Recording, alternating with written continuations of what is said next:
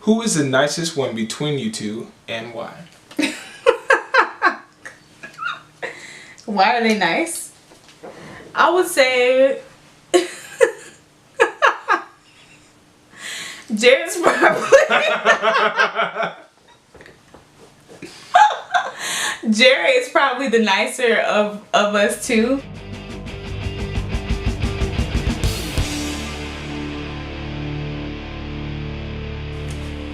Hey, welcome back. Welcome back to episode number 12. Episode 12. So in honor of episode number 12, we're going to give you 12 fun facts about us. Mm-hmm. So instead of doing the normal, oh, this is my favorite color, this is where I'm from. North Carolina. We're actually going to draw some questions out of a bin. Jared created half of them, I created the other half, and we're just going to go with that. And then it'll be a little bit more fun and not so mundane, boring. you know? So, ready? Yeah. Actually, we're going to do rock, paper, scissors to see who answers the first question. Okay? You're going to lose. I'm not going to lose. Okay. Let's go. Okay. Rock, paper, scissors, shoot. So this is the funny thing. You got to show what you had. So this is the funny thing. Anytime I play rock, paper, scissors with anybody else, I always win. But I'll let him be king. I'll let you be king. You let me be king? I'll let you be king. So you lost on purpose? I lost on purpose. You lose every time? I'll let you win. Every time? Ain't no every time. I'm pretty sure I won other times. Did I win last time? Well, that's a fun fact, y'all. I am the queen, but he is the king. Yes. Okay, she takes rock, paper, scissors very seriously. I do. That's how you make tough So decisions. after the video's over, we're going to have to talk about how she lost. No. FYI, fun fact about me, I'm actually not a competitive person. But when it comes to rock, paper, scissors, I just like to see who's going to win. That's it. And she wants to play as well, so she wants to win. You're competitive. It's okay. No, I'm not. I just want to see who wins. I didn't say I had to win. Oh, no. We're going to do best 2 out of 3. Instead of, being the sore loser. It's like, oh, okay, you won. You the king. You gonna play again? I'm humble. It's okay. You won. It's fine. So you draw your question and I'm going to ask you the question. Alright. Let's see here. These baskets come in handy. You can't look at them. They're all folded up. Okay. I just want to make sure sure you can see the handwriting though. Alright, I'm going to do it like this so I'm not looking. Okay. Where were you born and what's your favorite thing about your hometown? Where was I born? I was born in Jacksonville, North Carolina. Fun fact, I was born in Jacksonville, Florida. Keep going. And what was the second part? And what's your favorite thing about your hometown? Well, do you consider that your home? Yeah. North Carolina? Well, my hometown is Japan because I lived there for 12 years. But my fun fact is me and my brothers were born in the same hospital with the same doctor in the same room. And that was just pretty cool. I don't think anybody else can say, hey, we all have the same doctor, same room, same location. What do you love about yourself? You wrote this, didn't you? Yes, I did write that one. I was writing it for you. But right. Anyway, what do I love about myself? Ooh. Shout out to Pooks. You have to know who Pooks is. Pooks 1 and Pooks 2. Favorite things about myself. Okay, I'm just gonna go with 3 things that I love about myself. It said, what do you love about yourself? It didn't say how many. To infinity and beyond. Okay, so 1, I love my hair. Dang, I can't talk about that with this wig on. 3 things I love about myself. I love being natural hair. I've been natural for like 5 or 6 years. So it's really cool. Don't plan to ever go back to a relaxer. This is just straightened. This is what? Straightened. Oh. Another thing is, I think I just really see the beauty in everybody. Like, there's no person I can meet and just say they're just completely ugly person. I just don't like them. Even if I don't like someone, I can find beauty in them. So I definitely love that about myself. Another thing I love about myself is I'm a pretty understanding person.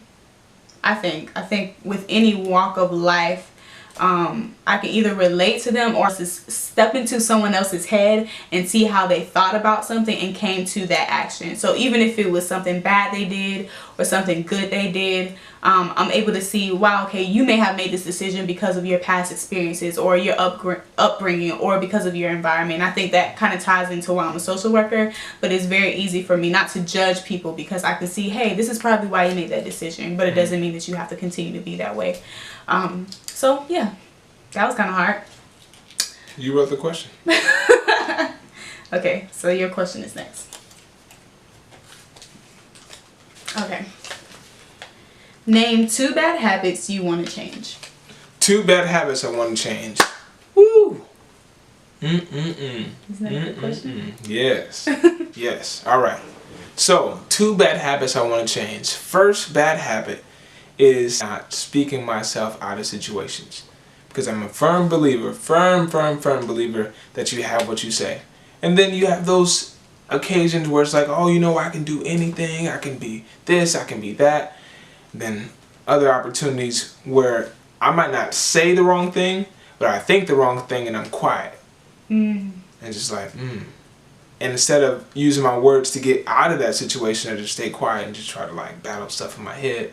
And that doesn't really get me anywhere. So if I open my mouth and speak life to my situation, I can get progress a lot faster and see my finished goal or manifestation, what I'm believing for, happen a lot quicker. So it's basically sticking to the process of what I know to do instead of let my thoughts fight without me actually jumping in the battle and winning. Because I always win, but it's just sometimes you just don't really want to fight.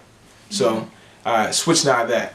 Number 2 is not going to the gym enough and allowing my wife and I to not go to the gym when both of us need to be in the gym.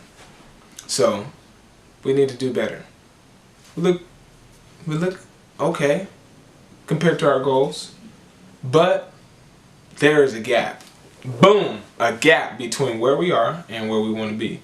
So we need to close that gap and make that gap non-existent. So definitely, if I could speak life in every situation and receive what I'm in faith for and go to the gym and be physically where I need to be and spiritually where I need to be, hey. Completely different person. Come on now. Change everything. Better person. Amen. That's a good. Yeah, that's a good. That's a good. That's a good. All right. Next question. Who is the nicest one between you two and why? Why are they nice? I would say Jared's probably Jared is probably the nicer of us two. I would say in our relationship, he's probably nicer more than I am sometimes, and you know, I gotta work on that. Can we get some water? Can we get some water? She's having a hard time with this one. Yeah.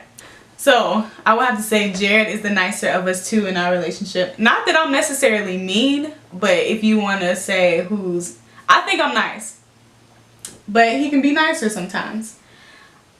You want some more water? I don't want them to think that I'm mean, but I think sometimes he can be more nice. You know, I'll just leave it at that. You don't like this question? She don't like that question. All right. What famous person did you have a crush on? What famous person did I have a crush on? I had a crush on you. I'm famous, y'all. I still got a crush on her though. I'm famous, I guess. Okay. Ooh. How do you pick where to go for the holidays? How was that a fun fact question? That's not a fun fact question. Okay, times past it's just been, we kind of just pick it. Our first holiday time was, we actually got married Thanksgiving weekend, and we'll tell you guys our story and probably closer to our anniversary. But we got married Thanksgiving weekend, but our families had never met each other. So because it was Thanksgiving coming up, his family flew from Chicago, or I don't know if they came to Orlando first and then They flew from Chicago nonetheless. Yeah, but they flew down from Chicago, and we all met in Jacksonville, and we all got together versus all of my family going to Chicago. They just met here because we were getting married in Central Florida. So that's how we had that one, and we just kind of played it by ear since then. I don't know. It's still, to be quite honest, it's very tough because I love my family and I love my Chicago family too. Like, I wish they were here in Florida, and I really want to see them more. But you have to share that both families want to see us, and you know, you want to see both. So I can say to this day it's still kind of challenging, but you know, we kind of just make it flow. Yeah. What was the most memorable victory and struggle in your marriage? These questions are for you. Nope. You gotta answer it. What was the most memorable victory? Start off with the struggle first. You want to end on a good note. Okay. What was the most memorable struggle? Most memorable struggle was... Struggle. The most memorable struggle was getting laid off 5 days after we got married. 5 on it. Yeah, it was a tough time. It was a sad day. It was tough, but we had grace for it. It was. Like, we didn't miss a beat or anything, but we had to really. The coolest thing about it, I would have to say, I came home and I had just lost my job. I'm talking about, like, it was, I could still see it in the distance. Like, I just lost my job, and as soon as I came home, Kiara was cooking, and I was like, "Hey, babe, lost my job." She's like, "Alright," and just kept cooking, and we didn't talk about it again after that. It's like, oh snap! Didn't mean I didn't have to get another job. It just meant, like, man, she ain't going nowhere. So that was like a huge encouragement, because she did not flinch. She just kept stirring the pot and just kept cooking, adding a little salt and pepper, served me dinner, and we just kept living. It was awesome. I ain't never had that much money anyway, so it was just like, hey, we're just gonna make it work. Let's make it work. Okay, so what was the most memorable victory? The most memorable victory, I would definitely have to say our home purchase. Because we just kept getting denied left and right. I'm just like, what? I'm trying to get qualified, and they're like, you don't meet the qualifications. Now, I think Kiara did in some aspects. Some aspects I did, but when we put them things together, it just got worse. I'm just like, man, this is not good at all. And then after like 1, 2, 3, 4, what was it? 6, 7? How many times did we get denied? Way too many. 6 or 7. Yeah, it was a lot of denials. But nonetheless, after getting denied all these different times, we finally got approved for a brand new home. No one ever lived in it, new construction, and it was just an amazing transition from living in an apartment, a 1-bedroom apartment. Or starting off in one room. Actually, yeah, we started off in one room, and then from that one room we went to a 2-bedroom apartment, 2-bathroom, and then from there to a 4-bedroom, 2.5 bathroom, and it's just like, wow, this is it's unbelievable. So it was a huge turnaround in what, a year? Yeah, it took like a year. Year and a half? A year and a half. Yeah. A year and a half of no, and then yes, it was worth it. Cool. Yeah. I agree. What is your favorite song? Sing it. Okay, so my favorite song is Good Good Father. I think it's originally by Chris Tomlin, but there's so many people that have versions of it, renditions. Right now my favorite rendition is by Daryl Walls, but it goes, I guess I'll sing the chorus. You're good, good Father, it's who you are, it's who you are, it's who you are, and I'm loved by you. What do you like to do in your free time? In my free time, I would definitely say, I like solving problems. I like, you know, sometimes like it would be like, oh, how can we do this, or what's like a new project we can do. So I like building stuff. Vacation. I like listen to the word. Listen to music. You don't listen to music in your free time. You listen to the word. Yeah, listen to what you're right. What is your spouse's strongest attribute in a mental, physical, and spiritual way? We can both answer that. Okay. Mentally. Don't do a big head joke. No. I would say mentally, he's very, what is that? He's not indecisive, so he's decisive. Mm-hmm. So he can make a decision and be done with. Besides, what do we want to eat? Other than that, he's pretty decisive on what decisions he wants to make. Physically, strongest attribute. I like his arms, all his muscles. Muscles. He has nice arms. He doesn't have them out right now. Show him what you got. Babe. Yeah. It's been a while. Hold on. Anyway. Let me try to do it from this side. Stop. Okay, anyway. And then spiritually, I think he's definitely really good at that, on staying the course and believing God for something to happen, no matter like delay or things that may come up. He's pretty strong at that. Thanks. That was nice. I'm not gonna cry in public. Okay. So what is your spouse's strongest attributes, mentally, physically, and spiritually? I guess you can start mentally first. Okay. I would say clarity. You're really clear about stuff. Like after you take the time to explain yourself, it's not really confusing. A lot of people, like when they explain themselves and they want to say, oh, I want to do this or I want to do that, you can't really understand them. But when I talk to you, it's like, okay, oh, I know exactly what you mean, which makes it easier for me to do what I need to do next, because we're not going to kind of beat around the bush. So clarity of thought. But strongest physical attribute, I'll definitely say your hands. Like you be grabbing stuff, like it's like I try to get an umbrella or something out your hand, and you just be yanking that. And just like won't let it go. You got like really tough hands. Like you smack monkeys. My hands are also rougher than his, BT dubs. Oh, my hands are just rougher for some reason than his. He has nice smooth hands and I have the rough hands. She walks on her hands. I don't. Yes. It's like you just smack concrete and concrete cries. And the third part is, what is your spouse's strongest spiritual attribute? So I would definitely say your strongest spiritual attribute would have to be worship. Like I really feel like you have a heavy worship mindset, like getting up in the morning to pray and intercession. Like in that worship intercession mindset, it's like you like to pray for people, and when you pray for people, their lives change. So it's awesome. Yeah. That was nice. Cool. Don't cry. I'm not.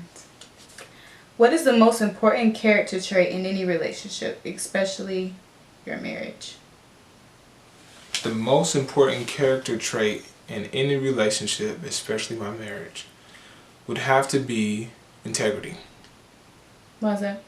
Why? Because like if I'm not walking in integrity, or if you're not walking in integrity, it's like I can't trust you. If I can't trust you, I don't know if the situation I'm stepping into I'll be able to get out of, because what I'm relying on isn't valid. It isn't true. So just like if it's a business relationship or employee and employer, if you're not working in integrity and they expect you to do your job with clarity and forthright, and then they come behind the scenes and you're actually doing the wrong thing, it's like, why did we hire you? How long have you been doing it this way? Mm-hmm. So it gives that doubt, and then that doubt brings in fear, or fear brings in doubt, and it's like, what? So now I have to go back and check everything. Like, what can I trust? And it's just, that makes the ground really shaky, and it's not fun. Mm-hmm. So integrity, I would definitely say integrity is probably one of the most important aspects in our relationship, in any relationship. Mm-hmm. Cool. Yeah. Right, last question. Number 12. If you had to switch roles, would you stay married? If you were me and I was you, and we had to switch roles. So if I was Jared, married to Kiara, mm-hmm. would I stay married? Of course I would stay married, because that is definitely one of the principles that we have. This is it. I think, well, with me, Jared, would need a lot of patience. Sometimes, you know, I'm working on my will and not to be so stubborn at times. Stubborn at times.